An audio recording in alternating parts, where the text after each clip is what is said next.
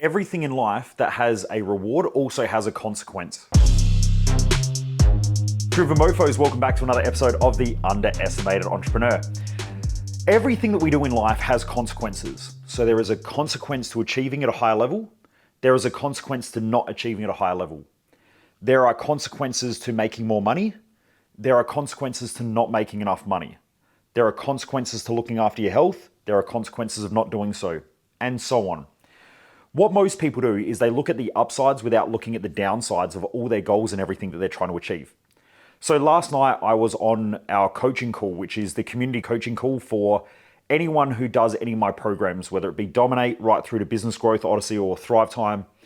And this call, I think we've got about 100, 150 people on there. And so every Monday night I do this coaching call. We started talking last night about how most people are ignorant of the consequences that happen based on the decisions that they make. Now, if you have goals, you need to look at the consequences of achieving those goals. So what I did was I explained to the community that I do reasonably well financially compared to most people. But that comes with a consequence and it comes with costs. There is a cost associated with achieving financial independence. That cost is that for myself and Jess, for about 8 to 10 years, we didn't really have holidays. We didn't have breaks. We didn't do much. All we did was just work. Now, for some people, that sounds extremely boring. You go, well, what's the point? Well, what's the point was that I was mission driven. I had a mission and a goal to be a global company where we help people perform better. So that took the majority of my decision making. So if I thought about, do I want to have a Christmas holiday, or would I rather work on the business to be able to build my mission and to achieve the mission and to serve my purpose and to be able to live my values? What would I rather do? Well, the choice was to grow the business. But the consequence was that I didn't spend a lot of time with family. I didn't spend a lot of time over Christmas breaks just chilling and relaxing like most people. Now, Jess and I, we would relax when we needed to relax. Like if we needed a rest day, we would have a rest day. But they were far and few in between. Even when we traveled, we gave up traveling quite a lot. Jess loves travel, I love travel, but we didn't travel for many years. In fact, for my 30th birthday, which was a decade ago now, my mum came to me and said, here's 2 tickets to Bali, you guys have to go. And I said, fuck that, I don't want to go on holidays. And my mum said, well, it's up to you now. Here are the flights, here's the accommodation, the rest of it's up to you. Because she knew that all Jess and I did was just work. And so she sort of forced us to go on a bit of a break. But during that break, we still worked. Now, back then I guess it was tough for us because we're trying to figure it out. Hence why I teach what I teach. Because I thought that when you have a holiday, you need to have a holiday, which is getting away from everything. And then when you're working, you work, but you don't holiday. Now I realize that the same thing. Like right now I'm sitting in a hotel in Singapore. So I'm here at the Pan Pacific in Singapore. I'm looking right out over the city, but I'm recording this podcast because I'm committed to doing that for the community.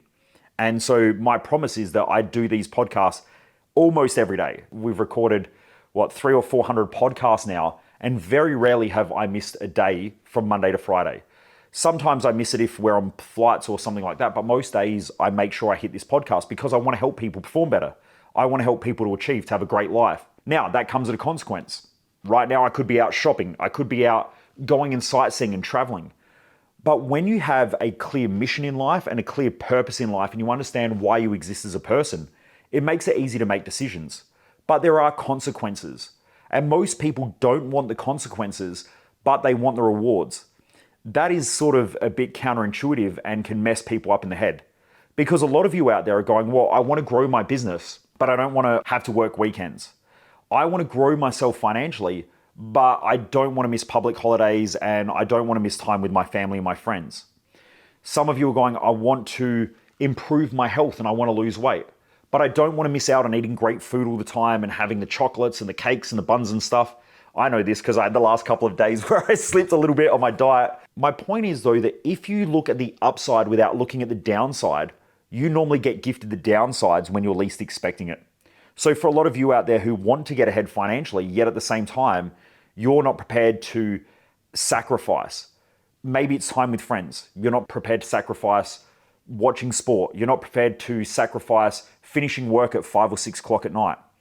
And you've got to work until 10 or 11 o'clock to get stuff done. You're not prepared to sacrifice what other people think of you. So some of you out there say, well, I want to grow my business, but at the same time, you've got friends and family telling you work too much and it's messing with your head. You have to sacrifice their opinions and just go, well, it doesn't matter what they think because I know what I think is important. If you're not aware of that, you're going to create massive problems. And last night on the coaching call, someone said, I want to grow my business, but how do I do it? And I said, well, there's probably a skills gap. You have two big gaps that you're always trying to close. One is mindset gap and the other one is a skills gap. Mindset is 80% and the skills gap is 20%. Tony Robbins said this years ago. He said, 80% of success is mindset and psychology, 20% is the strategy. I call it skill set. But what happens is most people focus on developing a skill set. So they might want to grow their business and they go and learn marketing. Well, that's great. But at the same time, if you can't execute on that marketing effectively, if you keep getting in your own way, if you're not looking at the upsides and the downsides, if you're not challenging yourself, if you're not more dedicated and driven over a period of time, you're going to stuff up the results anyway. So what my point was last night was that if in your life you're not prepared to forego things in order to achieve what you want, then it's going to be really, really hard. A lot of people in our society, like right now, there is this big thing in Australia where the younger generation are coming through and saying, well, we can't afford to buy a house. But at the same time, they've got a Louis Vuitton handbag. They're going out every weekend. They're partying. They're drinking all the time. And what they want is they want both things. They want the upside and the upside without any downsides. And the thing is that most people who get ahead financially have to sacrifice the handbags, the shoes, the clothes, everything like that. And they grind. So for Jess and myself, we didn't buy our first house. I didn't buy my first house until I was in my 30s. Whereas all my friends went out and they bought houses in their early 20s. But that meant that they were committed to paying off that loan for a 10-year period when I was investing in myself. So I was learning business skills, mindset skills. I was going to workshops, seminars, flying overseas, flying interstate, because I knew that I had to develop my skill set, but also more importantly, I had to develop my mindset. By the time I hit 30, Jess and myself started making quite a lot of money where we were able to start putting money away, put more into different markets and different investments. And so we were able to really fast track our results because we'd committed to growth first. And then, well, our own personal growth before we committed to financial growth. But there are a lot of people out there who want the best of everything. They want the beautiful clothes, the nice car, everything. But then they're bitching and moaning that they don't have the house. But it's because they're not looking at the downsides. For most people, they are not going to be able to invest in something, especially at the start, unless you sacrifice a lot. I was talking to a guy online today, and he said, I'm just at my wit's end.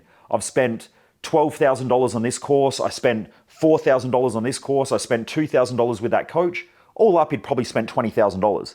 And he said, the last year I've just been trying to work all this stuff out, and I feel like I'm not getting anywhere and I'm at my wit's end. And I said, mate, I spent $1 million before I made my first $1 million. I was traveling around the world. I was traveling interstate to go to courses and seminars and workshops. I essentially made money, paid just enough to live by. And I struggled to live week by week by week by week because I invested every friggin' cent that I had into my own personal growth. That's what I did because I knew that I had to learn mindset. My mindset was shocking. My health was shit. At 21, I got told, or 21, 22, I got told that I had chronic fatigue by a doctor.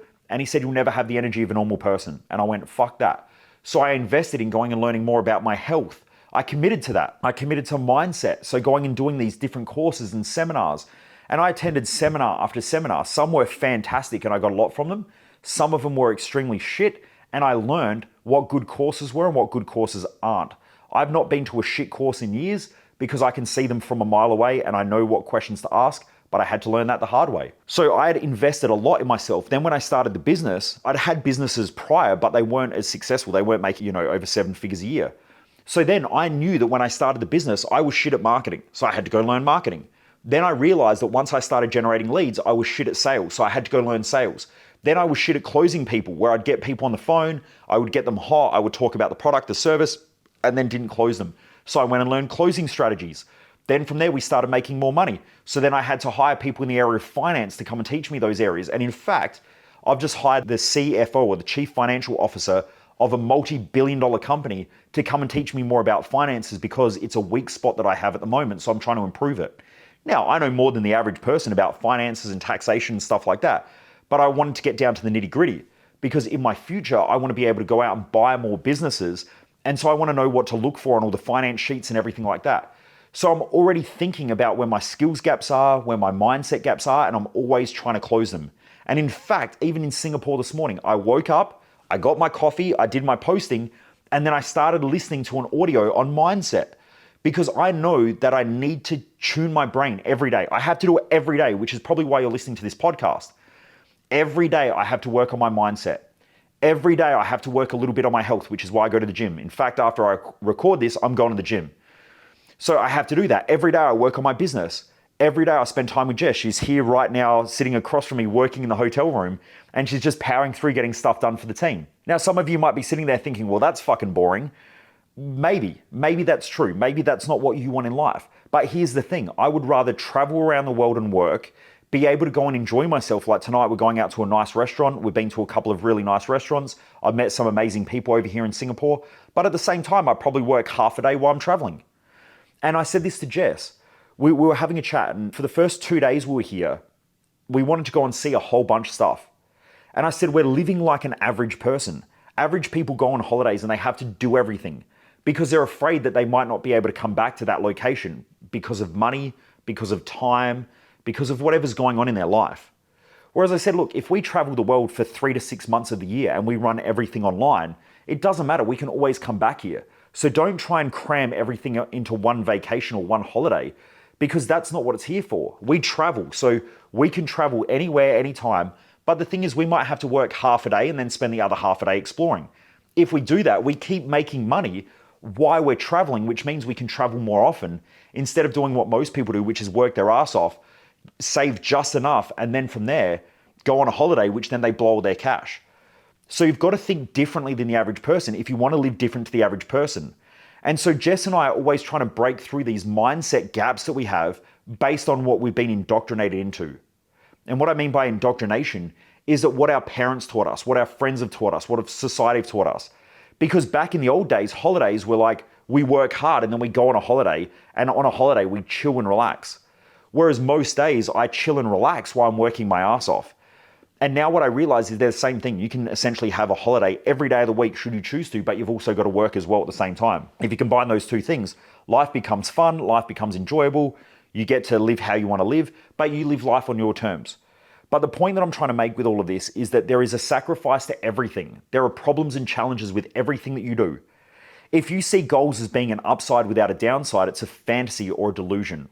So people who DM me in my messages on Facebook, and I assume a lot of you follow me on my Instagram page, so I should say Instagram. I get a fair few on Facebook as well, but mainly on Instagram. On my Instagram page, which is Michael Mojo _success, if you're not following, make sure you go and follow me.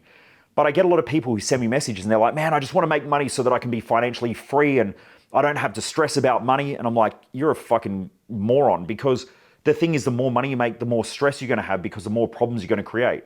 If you make money, why would you stop making money? Like, things grow or they contract.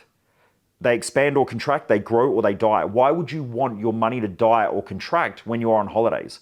Why not keep growing your money when you're on holidays? Therefore, you can stay on holidays. If you made money while you slept and you made money while you were traveling, why would you want to stop that? That's like saying I work really hard for a whole year by exercising, going to the gym. Then when I go on holidays, I just binge eat all this food and fuck up my diet and get fat again. And then I got to spend a whole year burning it off.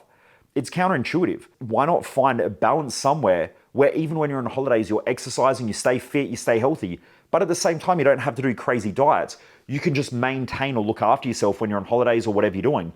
Life flows a lot easier when you just create habits that work for your lifestyle. This is the reason why creating a success map, which is what I teach at my Thrive Time event, is one of the most empowering things that you'll ever do. Because once you get clear with that, you can crush it. You can just live the way you want to live.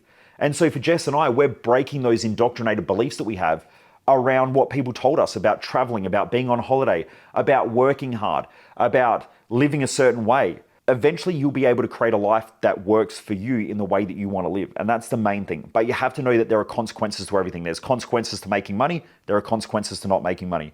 There's consequences to great health, which means you probably have to not eat shitty food all the time, not eat a ton of sugar, not eat a bunch of foods with fat and sugar, which are super tasty, which I don't think are super tasty. I think sometimes, it's like an over-exaggerated response that sometimes when you eat fat and sugar all the time, you crave that type of food because it is so appealing. But when you stop eating it, you're like, oh, this stuff tastes over the top. Like, it's the sugar and fats are over-exaggerated. In fact, Jess got a little cake yesterday and I had a bit and I was like, whoa, that is strong, because I'm just not used to eating that stuff all the time. So my point is, there is always consequences to everything. You have to decide the goals that you want, the lifestyle you want to live, And what are you prepared to sacrifice, give up, and what are the consequences that you're prepared to have in life by achieving and living the way you want to live?